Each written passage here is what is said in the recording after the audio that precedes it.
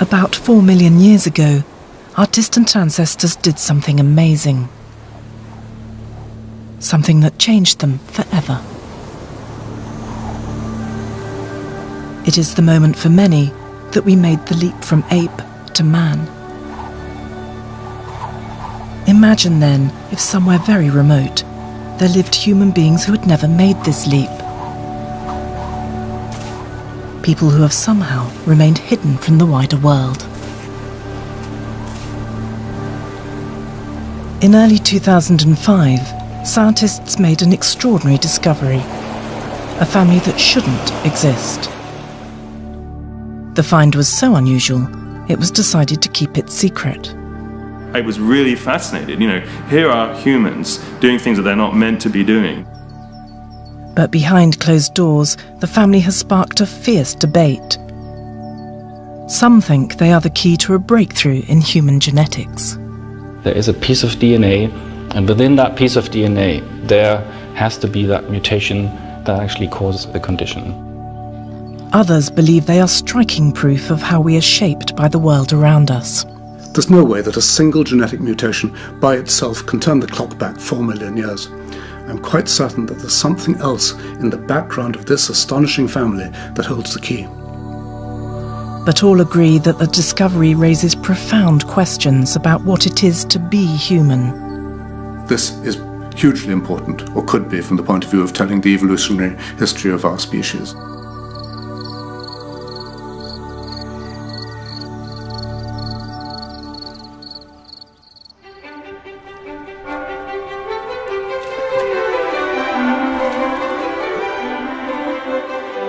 June 2005.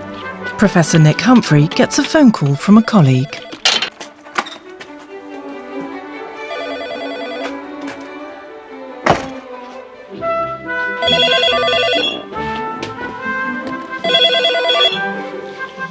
John. Hi, John.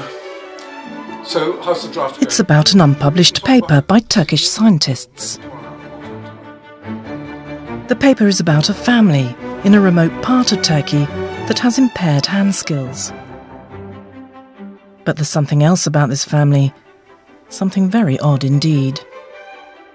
This paper was about a family of quadrupeds, human beings who were walking like animals, and yet what the paper was ostensibly about was a rather trivial study in handedness, whether these kids were using their left hand or their right hand to do a pegboard task with.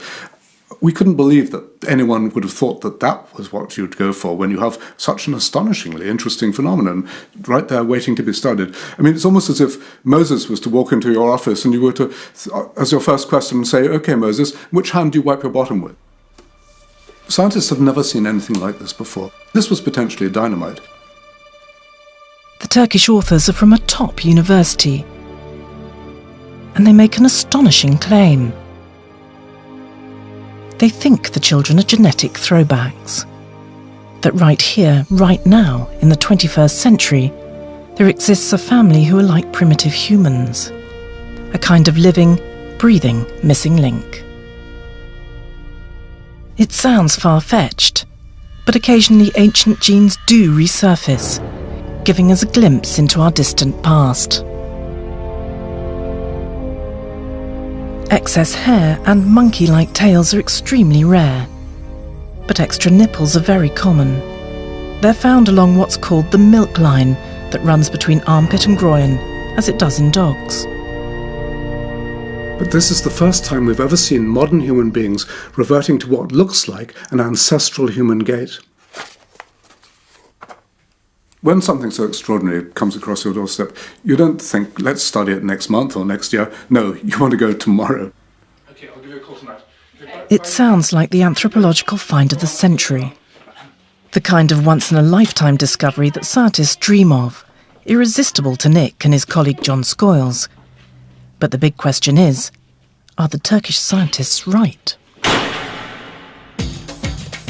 Nick flies to Turkey, where he meets one of the scientists who has studied the family, Professor Una Tan. Dr. John Schoyles from the London School of Economics also joins the team.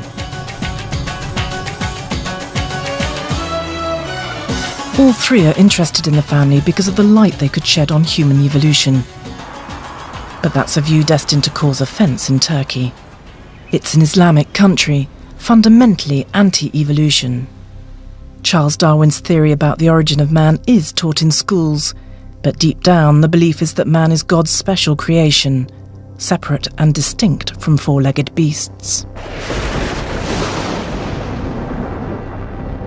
No one would want our ancestors to have walked around on all fours.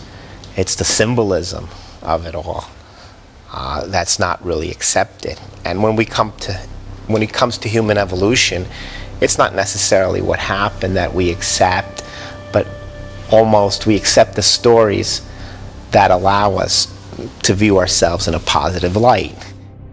Not just in Turkey, of course. But what if God just said, let it be?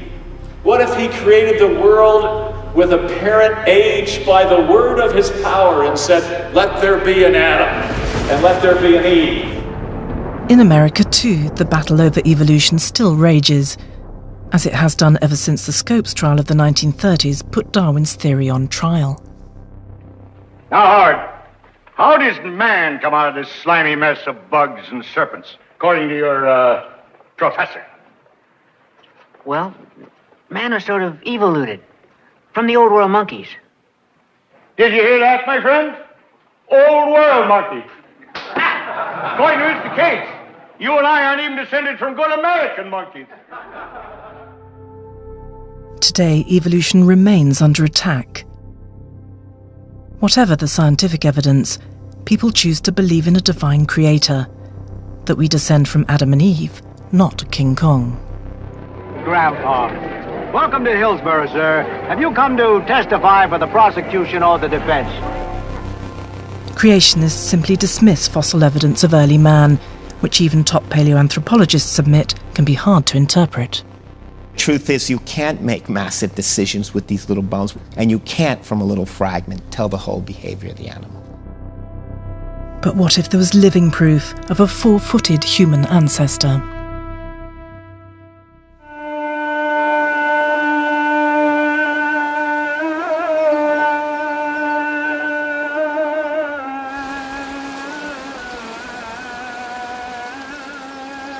This is a very exciting moment for us. We're just entering this village in southern Turkey, near the border of Syria, where we've heard of this remarkable family, which we're told have got several children who walk on all fours, on their hands as well as their feet. And since they were children, they've never stood upright. We don't know quite what we're going to expect from whether we'll really see quadrupedal humans. I don't know. But it's never been reported in the scientific literature.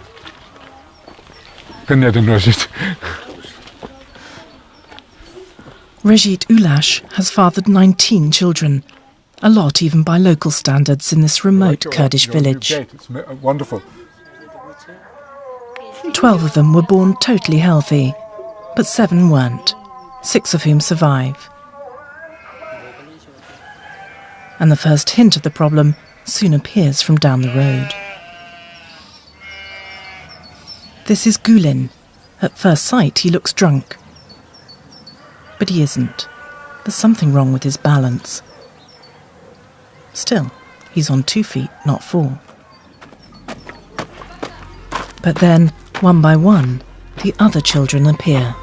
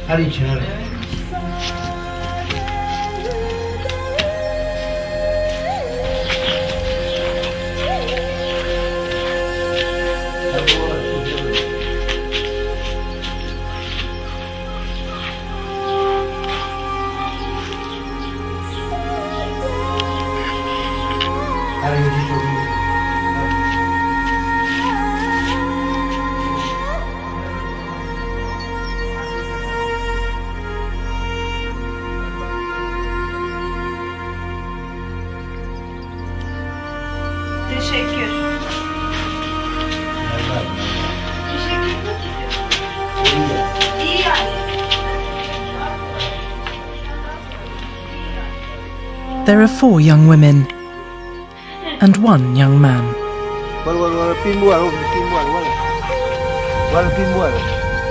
Hussein has walked like this for 28 years.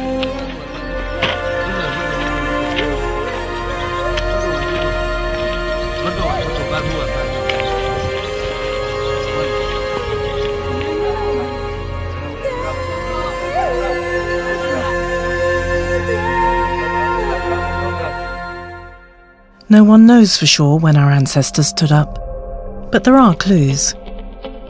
One of the most haunting is this trail of human-looking footsteps, unearthed in Tanzania. Whoever made them walked on 2 feet, and they are more than 3 million years old. Many people think they were left by an early ancestor of ours called Australopithecus. Here's the most famous example, Lucy, a fossil skeleton found in Ethiopia in 1974. Lucy didn't walk quite like us, but she was certainly upright. So the Turkish family is walking in a way we last walked at least 4 million years ago.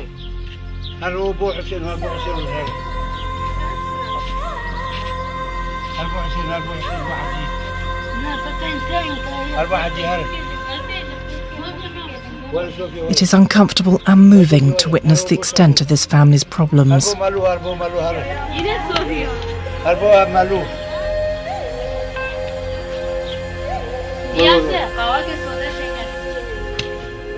It is very difficult for us to walk like this. We may have done something like it as babies, but for human adults it feels very unnatural. And it's so tough that the US Marines use it as an endurance exercise.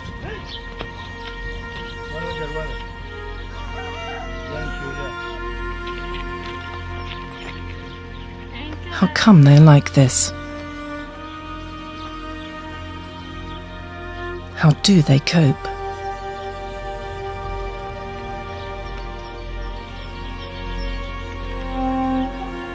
And is there anything that could be done to help them? My heart goes out to them. It's an amazing thing to see these people. They're so familiar, they're human like ourselves, and yet in many ways they're walking in a way which no humans, no adult humans, have walked for 2-3 million years. What's behind it? We don't know. We're going to have to tease away, pick away at this to find out what underlies this extraordinary phenomenon.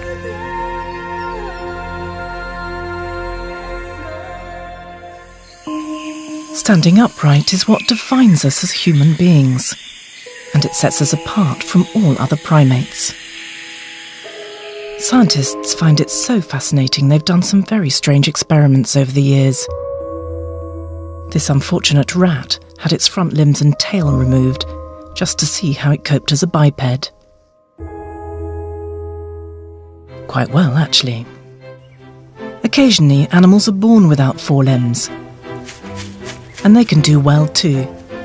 This is Faith the dog, who brings traffic to a standstill in Oklahoma City.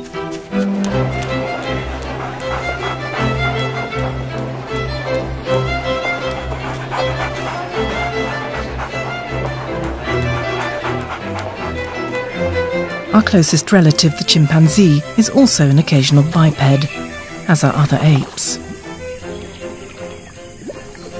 And other animals dabble in bipedality too. Sometimes rather spectacularly.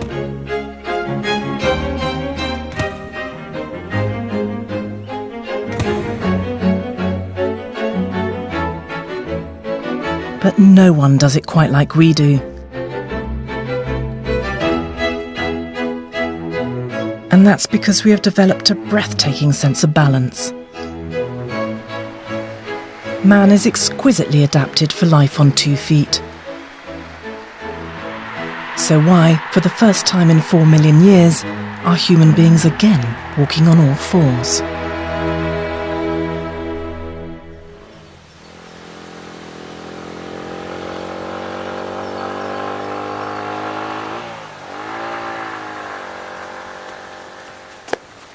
Hussein and his sisters do not move with the ease we do on 2. But Hussein is still able to travel for kilometres like this. The skin on the heels of his hands is as thickened as it is on the heels of his feet. Nick Humphrey invites Turkish psychologist Defne Aruoba to help him unravel the quadruped mystery. The first clue is that more than one child is affected, but not all of them. And the second is that the parents are very closely related. He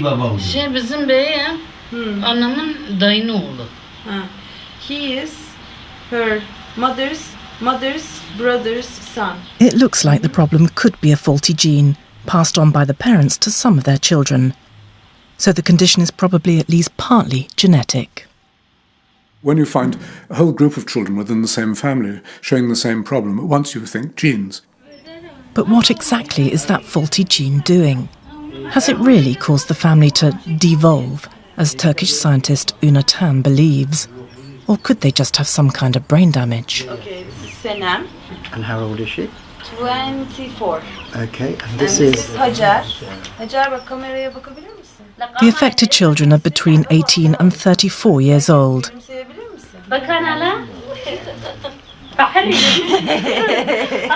They all still live at home, cared for by their siblings and by their parents, both now in their 60s. Short name is Emosh. Emosh.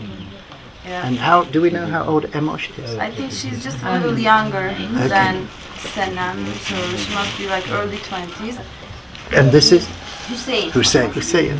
Okay. And this is? Safia.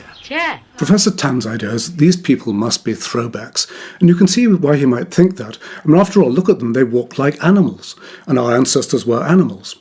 Professor Tan thinks they've also got problems with speech and with dexterity, which makes them in a way more like chimpanzees. You can see why he might think that these are living fossils. But is he right? Professor Tan and his neurologist wife Malia have examined the children. This is nystagmus. Plantar flexionda. Basic neurological tests confirm there is something wrong with their brains.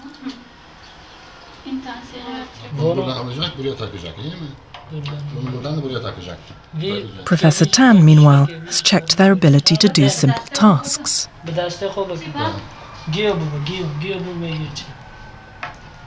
Hussein manages to do this hand skills test fairly well, but Sophia struggles to understand what she's being asked to do.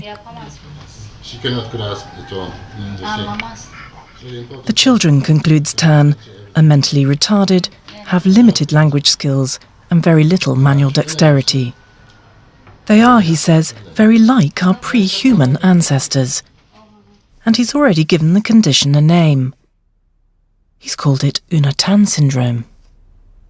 It's terribly easy to be led away on some kind of romantic notion of living fossils.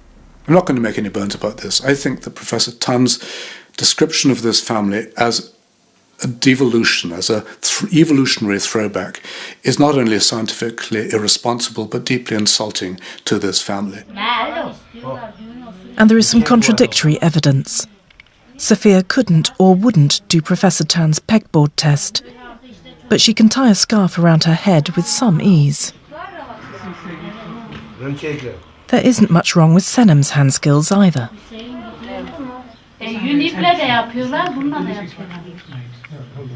Tan also claims they have their own unintelligible language. Their speech is a little slurred, but it's definitely Kurdish. And after Tan's gone, they begin to open up. Muhtar. Her gün mü gidiyorsun? Fenlikette. Ha? Oğlanla ilgilenmedin, o da seninle konuşmadı. Okay. She said it's not that interesting. She said this is the first time you're giving him attention. That's why this is the first time he's speaking with you. Yeah. So I guess I was always interested in the girly stuff. In fact, the condition resembles fairly routine brain damage, except for one crucial factor. People with this kind of damage have never walked this way before. There is hostility towards the family in the village. The local children particularly taunt Hussein.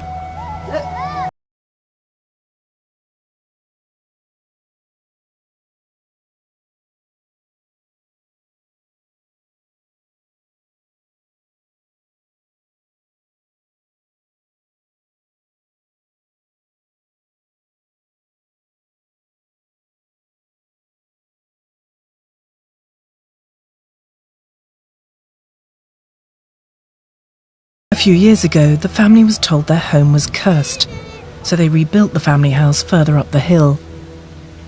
Last year, when they ran out of water, no one would help.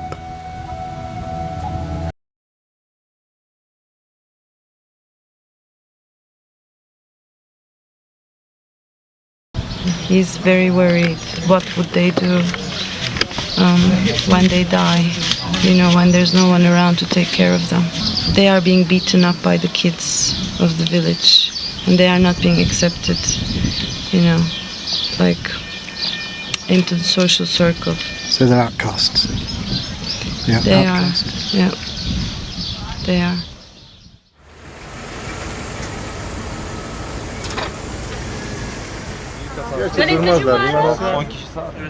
The way the affected siblings move suggests that something has interfered with the way their brains have developed. The Turkish and English scientists take the family to a local private hospital to have a look inside their heads.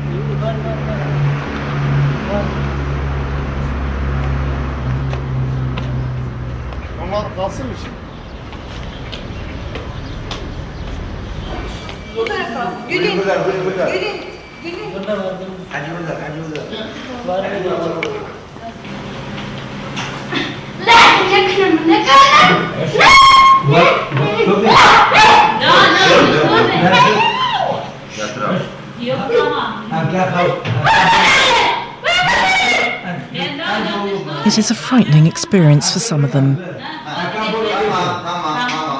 But such cutting-edge examinations will mean the experts can pin down why they've been born this way.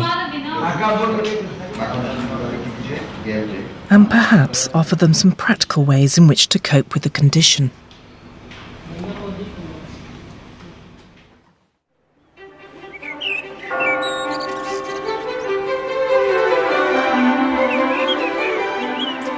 Nick returns to Cambridge, where he asks an old friend to have a look at the children's MRI scans.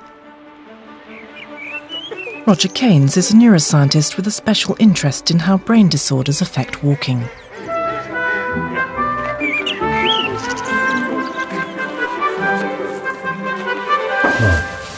This is Hussein's brain. Okay, so we're looking at the brain sideways on, starting up here, the head looking forward this way. You can see the eye socket, the nose there. And as you come across to the other side, just going straight through a series of sections of the brain to the other side. You can see the brain stem, this stalk of the main brain here, and at the back of the brain stem is this piece of brain called the cerebellum, the little brain. There is something very striking which hits you immediately you see it. It's very clear that in the middle of the cerebellum here, what's called the vermis, it's shrunk. Hussein has marked brain damage. Supposing we were to look at a normal brain, can we see one? Have you got one here to compare? Yes, I've got one right here. And it's on a bigger scale, but it, I think, makes the main point that here, in the midline of the brain, you can see the cerebellum normally sized. No loss of tissue at all. Right, this is Hesa, and same view, same problem. You can Absolutely. see very clearly. And do we have Safia's brain here too? Yeah, that's this one here. Same again. Absolutely. Very striking. The cerebellum is a pretty ancient part of the brain. Fishes have a cerebellum. It helps them balance and stops them flopping over to one side when they're moving along. And we have a bigger cerebellum in conjunction with our brain expansion, the forebrain expansion. But it has essentially the same kind of function. It helps us balance and walk upright and walk steadily, and also coordinates our movements normally. What would you expect to find as a result of this cerebellar damage? I'd expect them to have their feet quite wide apart as they tried to walk, and then to stagger in either direction as they actually walk. Exactly, in fact, as Gulin does. Hatcher, too, mostly walks upright in the same way. But what about the others, who can only walk on all fours?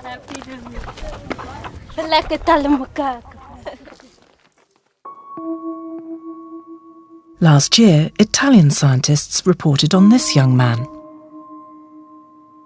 doctors could hardly believe their eyes when they saw his brain scans. He has no cerebellum at all, and yet he can still walk.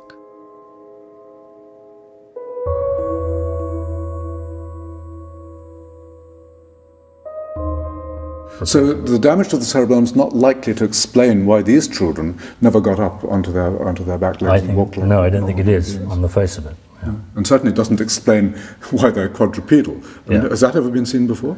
Not to my knowledge, no.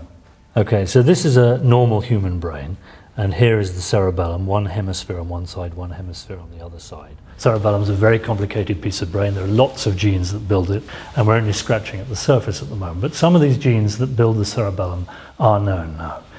And this gene, as it undoubtedly is, this abnormal gene in this family, I think will be identified sooner or later, and no doubt it will turn out to be a piece in the story of how the cerebellum is built.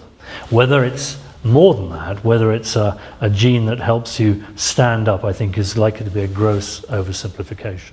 Can't it be an easy thing to adapt an ape-like skeleton to cope with whatever is required to become bipedal? Looking at this human skeleton, can you show us what had to happen? Yes, I mean the most obvious thing was the relative change in the length of the legs compared with the arms. To get the full human stride going, the legs clearly become long. And they also... The question we've had in mind all along is what else is odd beside the cerebellar damage? I mean, something else has contributed to it. Other children with cerebellar damage don't end up walking on four legs. So the children have damage to a part of the brain involved in balance. But no one else with that kind of brain damage has ever walked on all fours.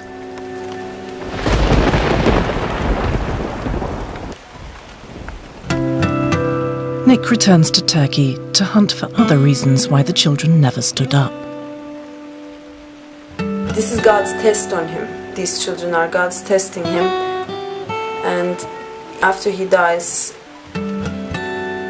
God will make sure that he's and the children are being taken care of because they did their deeds in this world, in this life.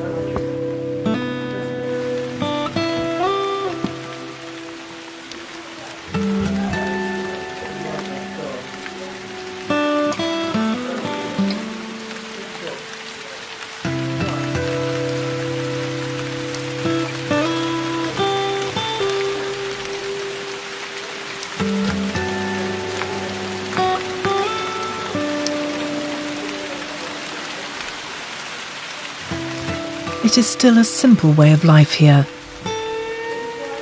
driven by the seasons, poverty, and a Muslim faith which teaches acceptance.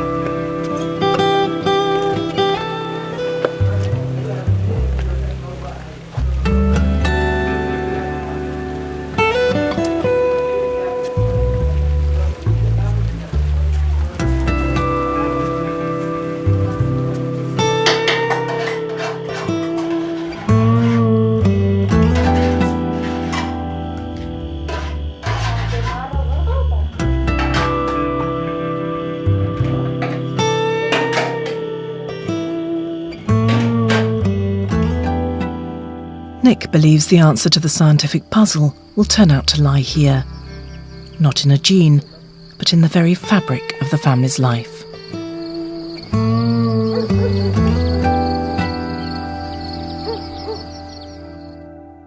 But 3,000 miles and a world away in Berlin, German geneticists are working on the family's DNA. And Professor Stefan Mundlos thinks the answer lies here, in these test tubes containing the family's blood. Herein, he believes, lies a great scientific prize: the identification of a gene for bipedality, the very essence of what makes us human. I think this is very novel because it has never been described before that people are able to walk on their fours. So usually I think the opinion was that this is not really possible, and let alone that it's genetic. Modern genetics has revealed something amazing, that our DNA holds great secrets about our distant past. We have still in us genes and functions from all our ancestors. And these genetic research has shown that we have, for example, many genes that are completely conserved between the fly and humans. So you can even exchange them and they will still have the same function. The German team believes a mutation in the Turkish family has switched off a gene for upright walking, allowing a much more ancient gene to resurface. Evolution is progressive. You get layer upon layer of adaptations added on top of what was already there. And obviously, like in a building, you can pull away the superstructure and sometimes reveal the original foundations. That can happen. The Berlin team has already found a patch of DNA where the family's mutation lies. They also know it isn't any of the known mutations for the type of brain damage seen in the family. So it really could be something new. It could take many more months to find the actual gene, and then maybe years of research to figure out exactly what it does. But Stefan Mundlos believes he is onto something big.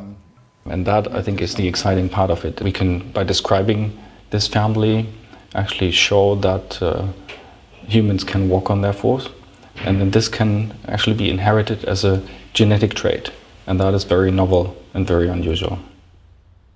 The German team has already published its claim for a genetic breakthrough. Some say prematurely. It's difficult to resist. If you see even the possibility of making a breakthrough of that kind, perhaps you're going to let your better judgment go. Perhaps you're going to not be as cautious as you should and think, here at last is the glittering prize. It's true of all of us. We want to be in on the major discovery. The problem is that it could just be a new gene for cerebellar damage. After all, the German researchers confirmed that Gülin, who walks upright, has the same genetic mutation as Hussein and the others who walk on all fours. Many people also think it very unlikely that a single mutation could take away the ability to walk on two. It doesn't make sense because it implies that the development of being bipedal came about in a kind of quantum jump. I mean, something happened and we moved from being on four legs to being on two legs. That's not the way human evolution or evolution of animals in general occurs. You're not going to explain that by a single genetic mutation. It's strange, but there is dissent in Nick's own ranks. His colleague John Scoyles thinks there could be a make-or-break mutation. I think Stefan is half right. There is a gene, but I don't think it's a quadruped gene. I think it's a super balance gene. If you think about it, there's nothing wrong with their balance on all fours. Yet on two, they're like fish out of water. So I think it is the super balance ability that is missing in the Turkish family. It's been knocked out by the 40 gene, and all that's left is the crude balance of our early ancestors. But intellectual sparring between scientists is of no concern to the family. They are much more worried about increasing local tension caused by the scientists and our presence.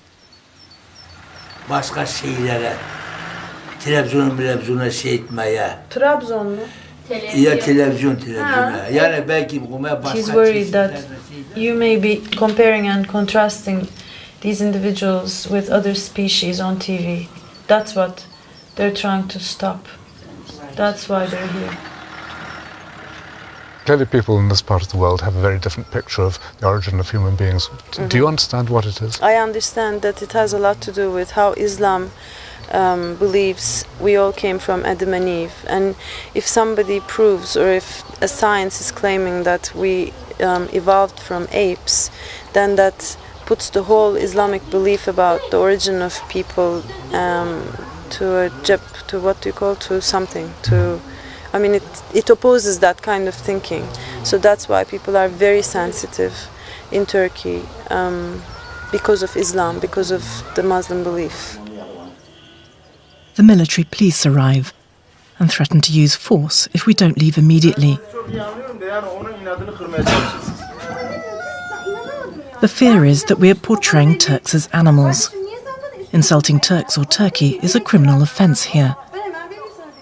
It takes all of Daphne's powers of persuasion and the promise that we are leaving soon before we are allowed to stay. Of course, we weren't going to say these are monkey children. I mean, that would be totally unscientific, and in fact it wouldn't even make sense. But the deeper problem, I think, for the local community is that by even suggesting that we're descended from animals, we're flying in the face of everything they've learnt from their culture, and particularly their religion. Thank you, it's a great honour to meet with you. How are you? I'm very well. It takes Nick 2 days of persuasion to convince the village imam to talk to him. Off camera, the imam says he is nervous that being linked to a project exploring anything to do with evolution could invoke Al-Qaeda retribution. He understands about Darwin, but he completely rejects it as an explanation or as a theory of how human beings are as they are. Darwinism just seems to be going against the word of God, and therefore something which they're not prepared to tolerate. The same is true in many other countries too, particularly in parts of America, where thousands flock to creationist churches teaching a very literal interpretation of the Bible.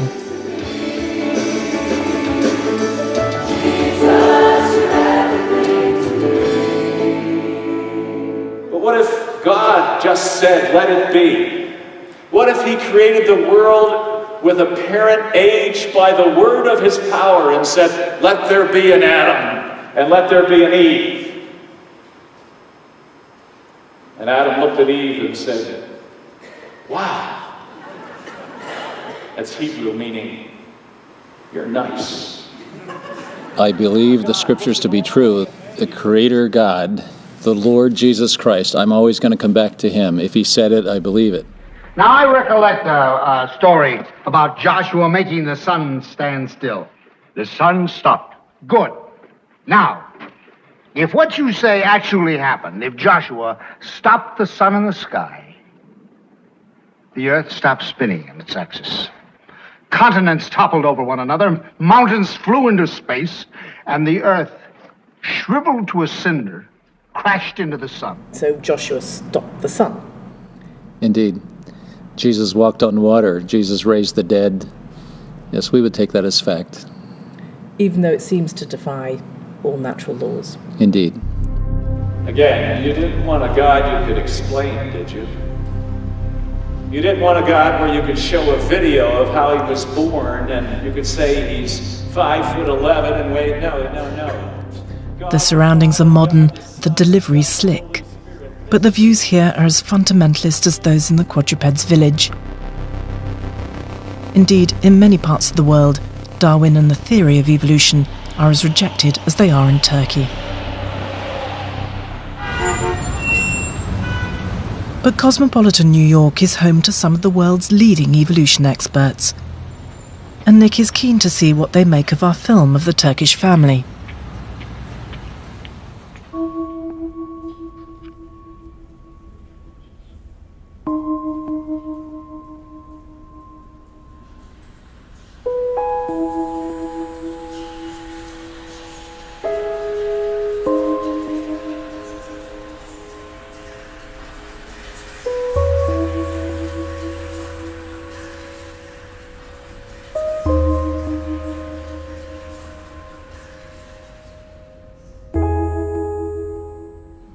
From the hands, you'll be able to just look at tell this, what he's look at digging this. with. Just see what's happening. Yeah, even when he's going downhill.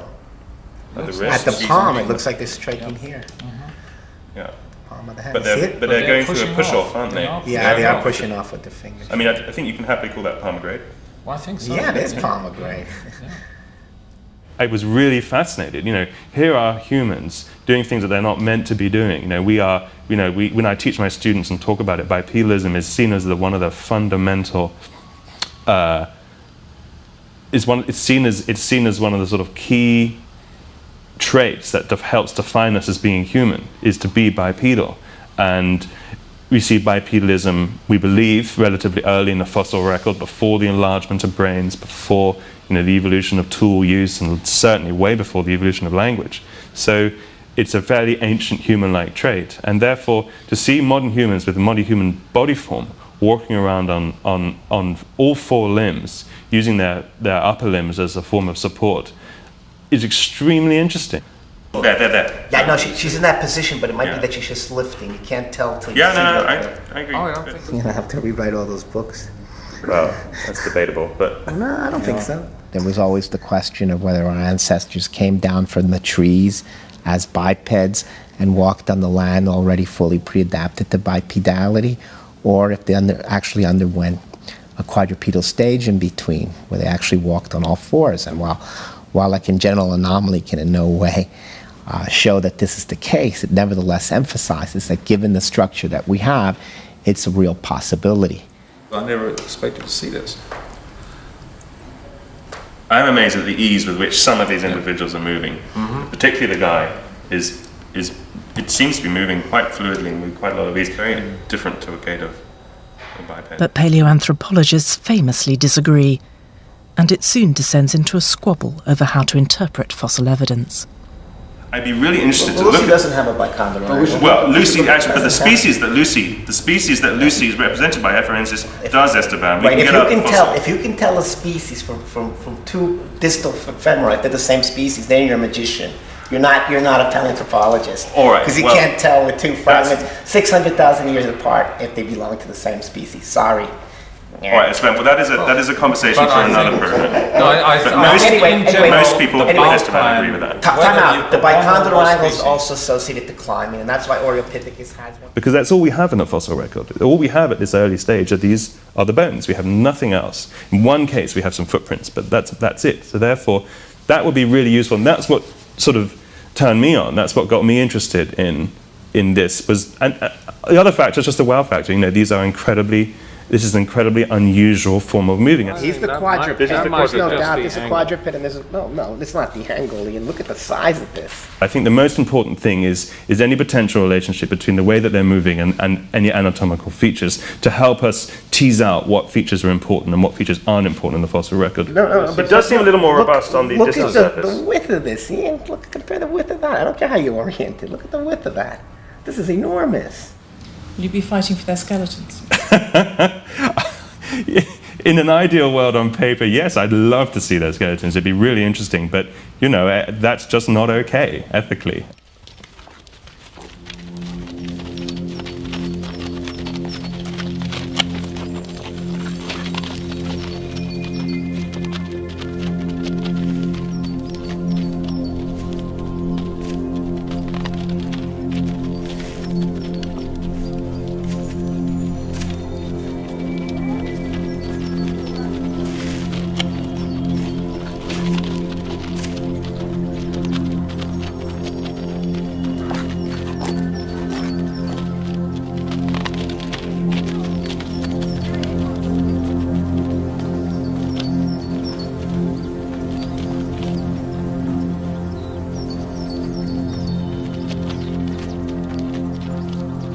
Hussein and his sisters present a unique opportunity.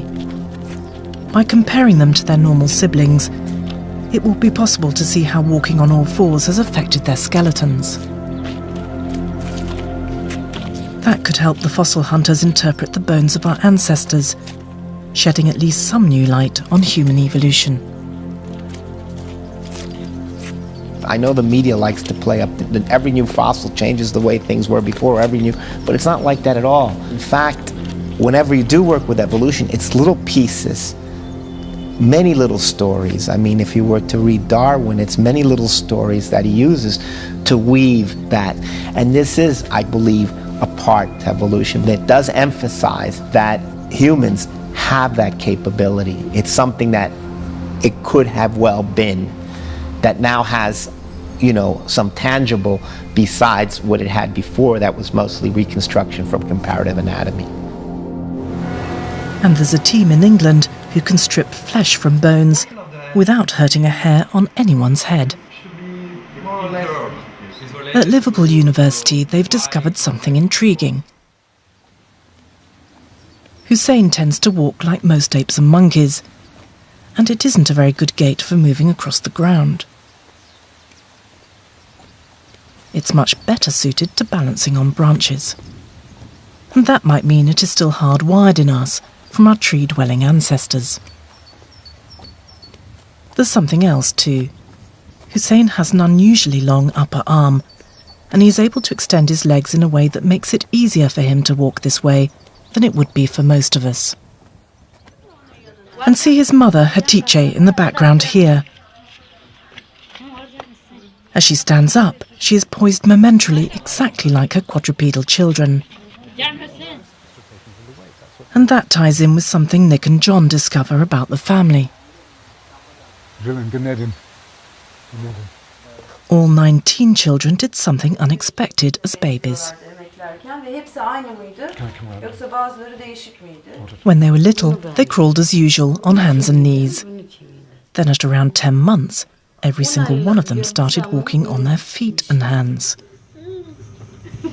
It's called a bear crawl, and occasionally babies do crawl this way. Here's a perfectly healthy American child showing how it's done. The picture begins to fall into place for Nick. I'm quite certain that the key lies in the local culture in which these children were brought up. Many things were strange about them. We know, for a start, from the mothers told us that they crawled in an unusual way.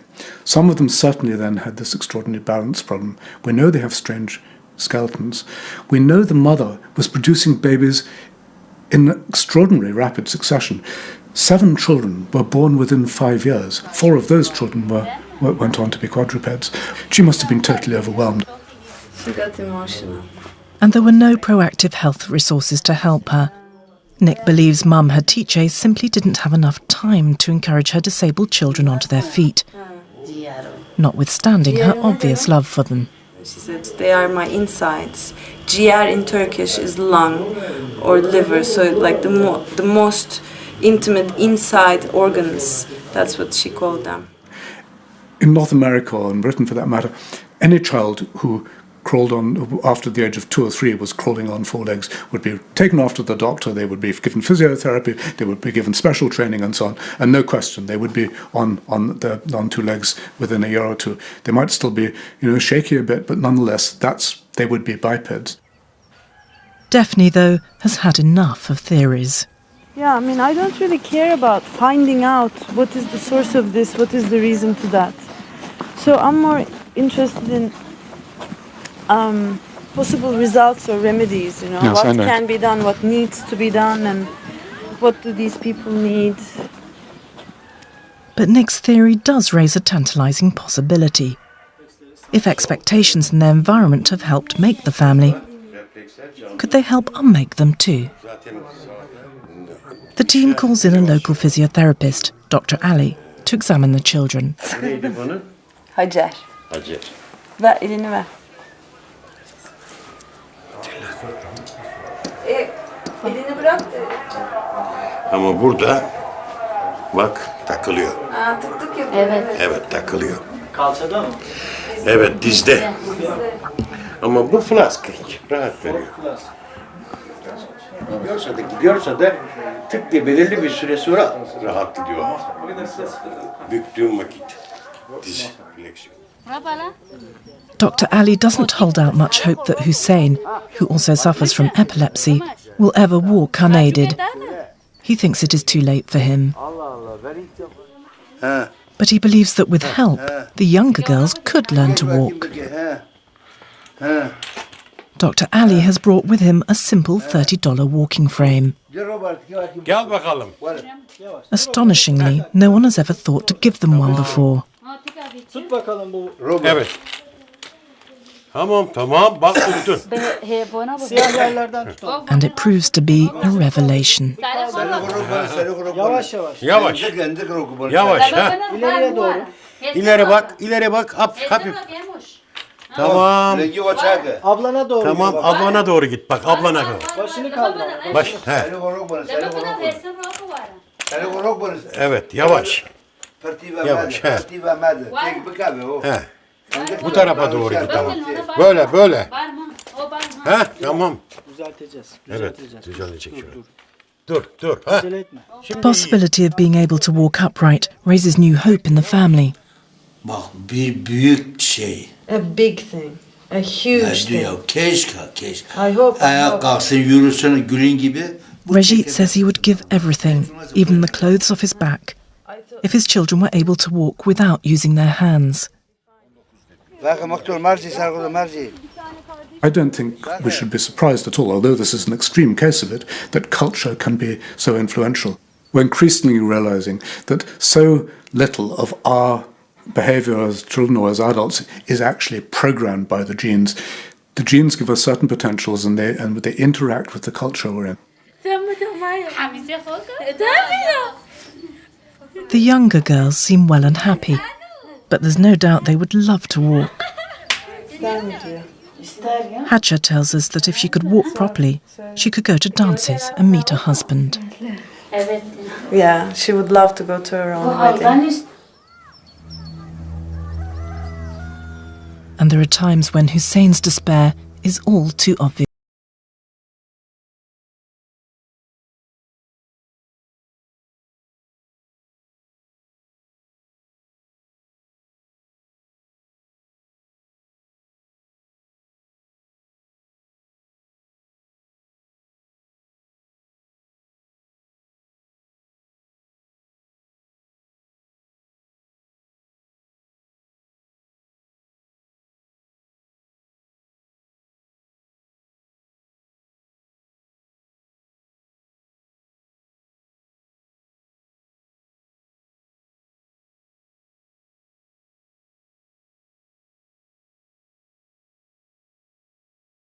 Hussein's frustration at his situation often spills over into anger.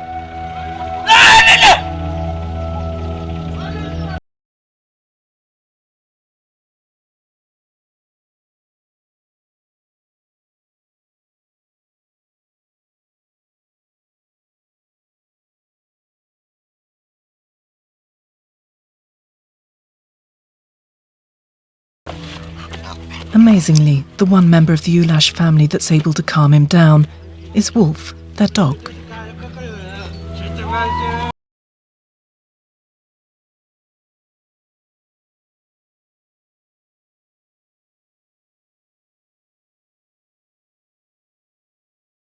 Sophia, the eldest, often so determined of mind, is fragile in body. She often seeks solitude, away from the rest of the family.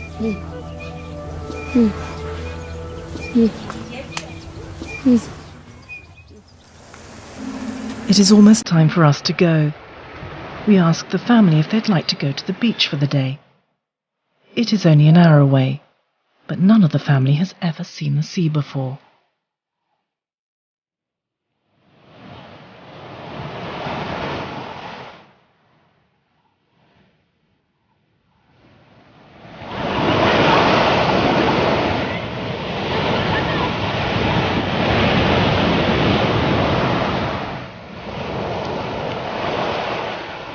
As the Ulash family experiences,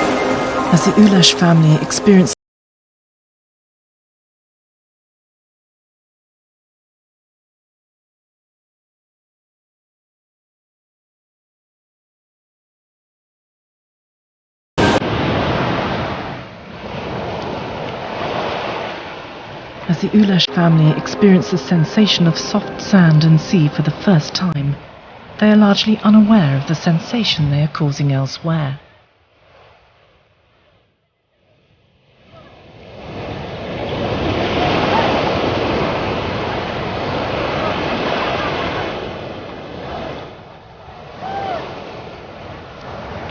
We have explained that this film will put them in the world spotlight, perhaps not always for the best.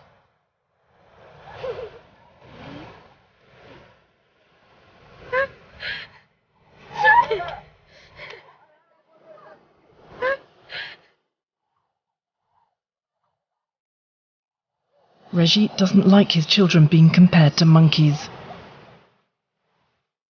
Neither does he believe in evolution. but he says that words can't hurt him. He hopes only that the attention will bring help for him and his family. A little understanding too, perhaps.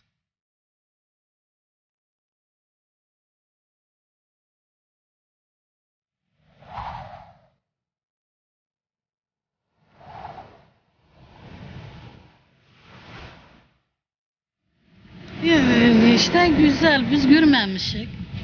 Çok güzel. It's beautiful, she says. I didn't know Allah had created such beauty.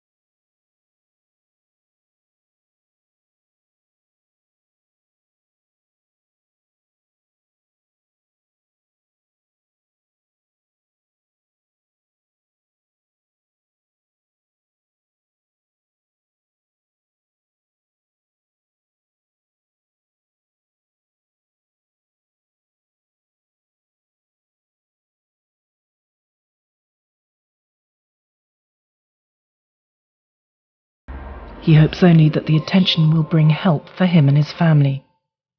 A little understanding too, perhaps.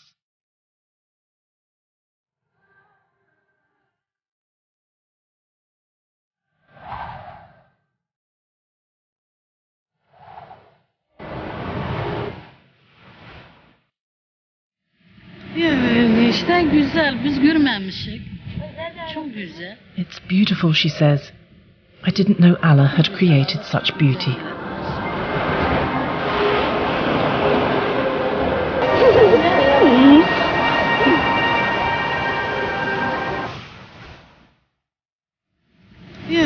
İşte güzel, biz